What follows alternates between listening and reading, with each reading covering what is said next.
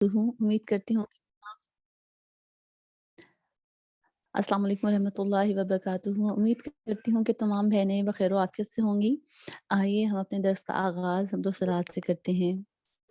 अल्हम्दुलिल्लाहि रब्बिल आलमीन वस्सलातु अला सय्यिदिल मुरसलीन अम्मा बाद फ़अऊज़ु बिल्लाहि मिनश शैतानिर रजीम बिस्मिल्लाहिर रहमानिर रहीम।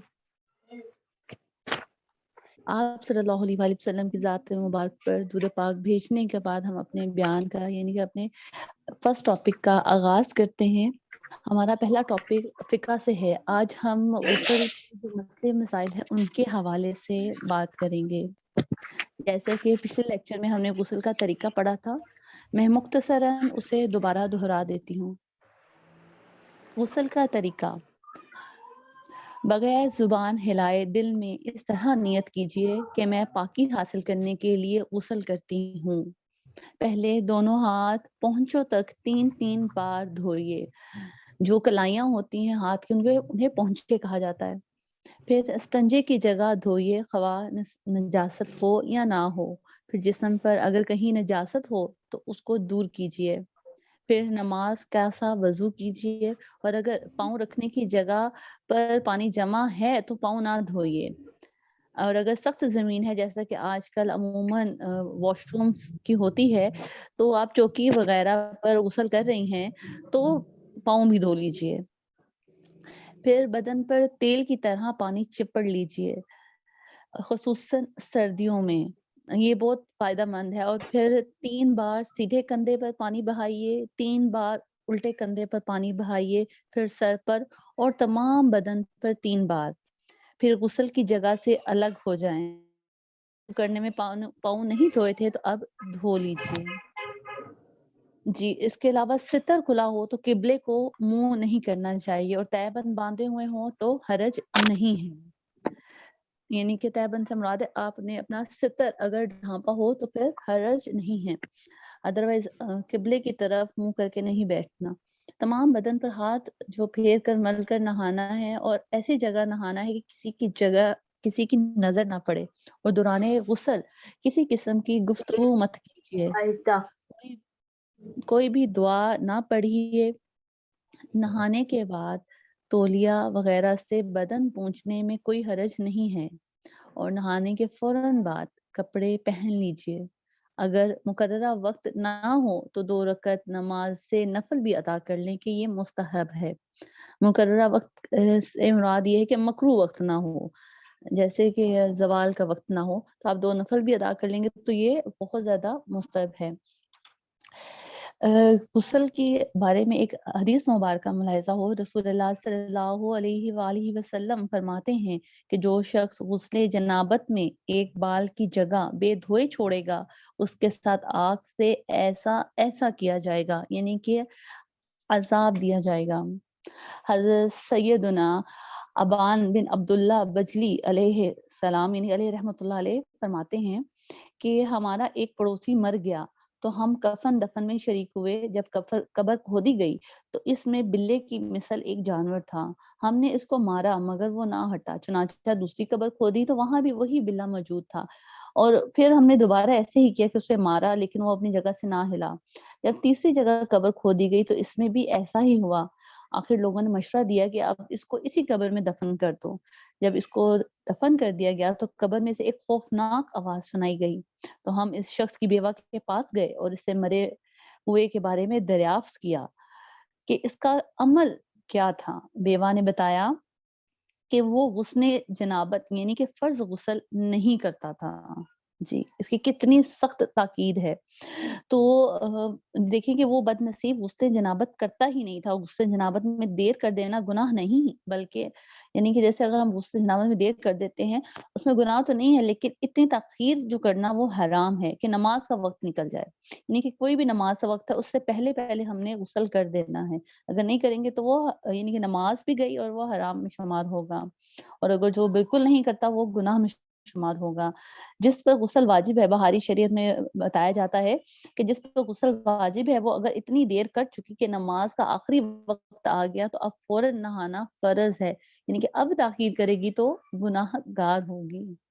हज़रत सैयदना अबू सलमा रज़ियल्लाहु अन्हु کہتے ہیں کہ ام المومنین حضرت سیدتنا عائشہ صدیقہ سے پوچھا، کیا نبی رحمت شفیع الامم شہنشاہی نبوت تاجدار رسالت صلی اللہ علیہ وآلہ وسلم جنابت کی حالت میں سوتے تھے؟ انہوں نے بتایا ہاں، اور وضو فرما لیتے تھے۔ ایک اور حدیث مبارکہ ہے کہ حضرت سیدنا عبداللہ بن عمر رضی اللہ عنہ نے بیان کیا کہ امیر المومنین حضرت سیدنا عمر فاروق رضی اللہ تعالیٰ عنہ نے رسول اکرم نور مجسم شاہ بنی آدم صلی اللہ علیہ وآلہ وسلم سے تذکرہ کیا کہ رات میں کبھی جنابت ہو جاتی ہے تو کیا کیا جائے؟ رسول اللہ صلی اللہ علیہ وآلہ وسلم نے فرمایا کہ وضو کر کے عضو خاص کو دھو کر سو جایا کرو۔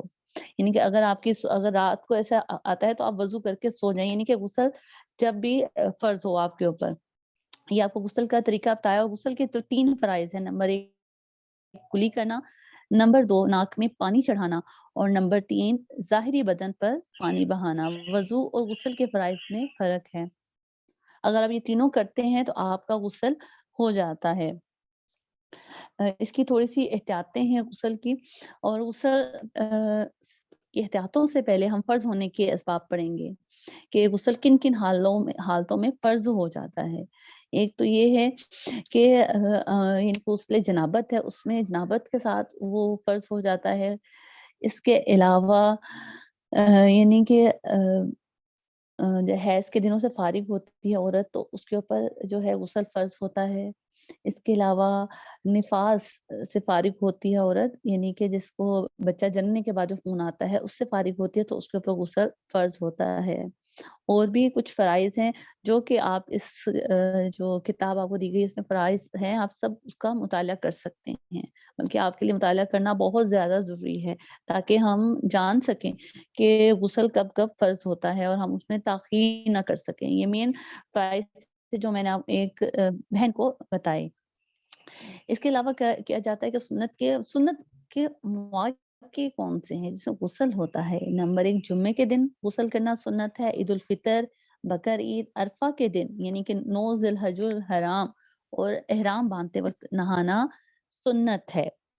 اور اس کے علاوہ جو مستحب کب ہے؟ وقوف عرفات کے وقت، وقوف مزدلفہ کے، حاضری حرم، حاضری سرکار اعظم صلی اللہ علیہ وآلہ وسلم، طواف کے ٹائم، دخول منا کے وقت، شیطانوں پر کنکریاں مارنے کے لیے تینوں دن غسل کرنا مستحب ہے۔ شب برات، شب قدر، عرفہ کی رات یعنی کہ 9ویں ذی الحج الحرام کی رات میلاد شریف میں جانے کے لیے، دیگر مجالس خیر کے لیے، مردہ نہلانے کے بعد نہانا مستحب ہے۔ اسی طریقے سے نشہ جاتے رہنے کے بعد، گناہ سے توبہ کرنے کے بعد نئے کپڑے پہننے کے لیے مستحب ہے۔ سفر سے آنے والے کے لیے مستحب ہے۔ استخاصہ کا خون بند ہونے کے بعد جو ہے نماز کسوف یعنی کہ سورج گرہن اور چاند گرہن کے خسوف جو نمازیں ہوتی ہیں اس ٹائم بھی غسل کرنا مستحب ہے۔ بارش کے لیے، دعا کے لیے غسل کرنا مستحب ہے۔ خوف اور تاریکی اور سخت آندھی کے لیے، اور بدن میں نجاست لگی اور یہ معلوم نہ ہوا کہ کس جگہ لگی ہے تب بھی غسل کرنا جون سا ہے وہ مستحب ہے۔ اگر بالٹی کے ذریعے غسل کریں تو احتیاطاً اسے سٹول وغیرہ پر رکھ لیجئے تاکہ بالٹی میں چھینٹے نہ آئیں۔ جیسے کہ اکثر لوگ نہاتے ہیں تو ان کی چھینٹیں بالٹی پر آتی ہیں۔ آج کل تو بالٹیاں کافی بڑے سائز کی ہیں لمبائی کے رخ، تو اس میں تو اندیشہ نہیں ہوتا۔ نیز غسل میں استعمال کرنے کا مگ بھی فرش پر نہ رکھیں۔ یہ اکثر لوگ اس کے اندر بھی احتیاطی کر لیتے ہیں۔ غسل کرنے کا جو مگ ہے اس اکثر فلور پر رکھ دیا جاتا ہے جب وہ ناپاک ہو جاتا ہے اس میں، اور اگر بال میں گرا پڑ جائے تو غسل میں سے کھول کر بہانا ضروری نہیں ہے۔ اگر اسی طریقے سے پانی جڑ تک پہنچ جاتا ہے تو صحیح ہے۔ بے وضو یا وہ جس پر غسل فرض ہو، اس کو فقہ اور تفسیر و حدیث کی کتابوں کا چھونا مکروہ ہے۔ بے وضو یا وہ جس پر غسل فرض ہو، اور اگر ان کو کسی کپڑے سے چھو کر یعنی کہ پکڑا جائے تو کوئی مضاحکہ نہیں ہے، لیکن جس کپڑے سے پکڑے وہ کپڑا آپ کے جسم والا نہیں ہونا چاہیے، نہ ہی آپ کا لیا ہوا دوپٹہ ہو، وہ الگ ایک کپڑا ہو۔ اور مگر آیت قرآنی اور اس کے ترجمے پر اگر ان کتابوں میں بھی ہاتھ رکھنا حرام ہے، یعنی کہ اگر ایک سمپل پیج ہے اس کے اوپر آیت قرآنی ہی بس لکھی ہوئی ہے اور کچھ نہیں لکھا ہوا ہے، صرف ان کا ترجمہ لکھا ہوا ہے، تو اس پیج کے اوپر بھی ہاتھ رکھنا حرام ہے، ان کے قرآن شریف کے علاوہ۔ اور اللہ تعالیٰ ہم سب کو توفیق عطا فرمائے کہ ہمیں بار بار غسل کے مسائل پڑھنے، سمجھنے اور دوسروں کو سمجھانے اور سنتوں کے مطابق غسل کی توفیق عطا فرمائے۔ اب تھوڑے سے مسئلے مسائل پڑھ لیتے ہیں غسل کے کہ جن پر غسل ہو سب کی نیت سے ایک غسل کر لیا تو سب ادا ہو گئے. یعنی فار ایگزامپل جمعے کے لیے غسل کرنا ہے، حالت جنابت کے لیے غسل کرنا ہے تو وہ ادا ہو جائیں گے. جیسے ہم نے پہلے بھی پڑھا عورت پر غسل فرض تھا اور ابھی غسل نہیں کیا تھا کہ حیض شروع ہو گیا تو چاہے اب نہا لے یا حیض ختم ہونے کے بعد نہا لے. غسل فرض تھا یعنی کہ غسل جنابت آپ کہہ سکتے ہیں فرض تھا. جس پر غسل فرض تھا اسے چاہیے کہ نہانے میں دیر نہ کرے کہ حدیث شریف میں آیا ہے کہ جس گھر میں جس پر غسل فرض ہوتا ہے یعنی کہ جنبی شخص جس پر غسل فرض ہوتا ہو اس میں رحمت کے فرشتے نہیں آتے. اور اگر اتنی دیر کر چکا کہ نماز کا آخری وقت آ گیا تو اب فوراً نہانا فرض ہے. ٹھیک ہے. اور درود شریف اور دعاؤں کے پڑھنے میں کوئی حرج نہیں ہے مگر بہتر یہ ہے کہ وضو یا کلی کر کے پڑھیں. یعنی کہ اگر آپ کے غسل میں ٹائم ہے تو آپ وضو ضرور کر لیں جب آپ کے اوپر غسل فرض ہے. اور حیض کے دنوں میں بھی ایسے کہا جاتا ہے کہ اگر آپ کے اوپر غسل جیسے آپ کے اوپر غسل فرض ہوتا ہے تو اگر آپ ابھی پاک نہیں ہیں تو آپ وضو کر کے اور آپ درود شریف اور دعائیں جو سی ہیں وہ پڑھ سکتے ہیں. ہاں نیت قرآن پاک کی نہ ہو، نیت صرف دعا کی ہو تو آپ وہ پڑھ سکتی ہیں. اذان کا جواب بھی دے سکتی ہیں، یہ بھی سب کو جائز ہے. البتہ جس کا وضو نہ ہو اسے بھی قرآن کریم یا اس کی کسی آیت کا چھونا حرام ہے. اور ہاں اگر بے وضو چھوئے زبانی یا دیکھ کر پڑھے تو کوئی حرج نہیں ہے. یہ وہ جس کے اوپر غسل جنابت وہ نہیں ہے فرض نہیں ہے. قرآن پاک کے پڑھنا اور چھونے کے لیے نہیں کہ اگر آپ نے قرآن پاک کو زبانی پڑھنا ہے تو آپ بے وضو پڑھ سکتی ہیں لیکن غسل پھر بھی فرض ہے. جس کے اوپر غسل فرض ہے یعنی کہ حیض کے دنوں میں وہ لازمی پاکی ہونے کے بعد ہی قرآن پاک پڑھ سکتی ہے. انشاءاللہ تعالی ہم حیض کے جو مسئلہ مسائل ہے اس کے اندر یہ ساری جو ڈیٹیل ہے وہ پڑھیں گے. اللہ پاک ہم سب کو توفیق عطا فرمائے ان مسائل کے اوپر عمل کرنے کی.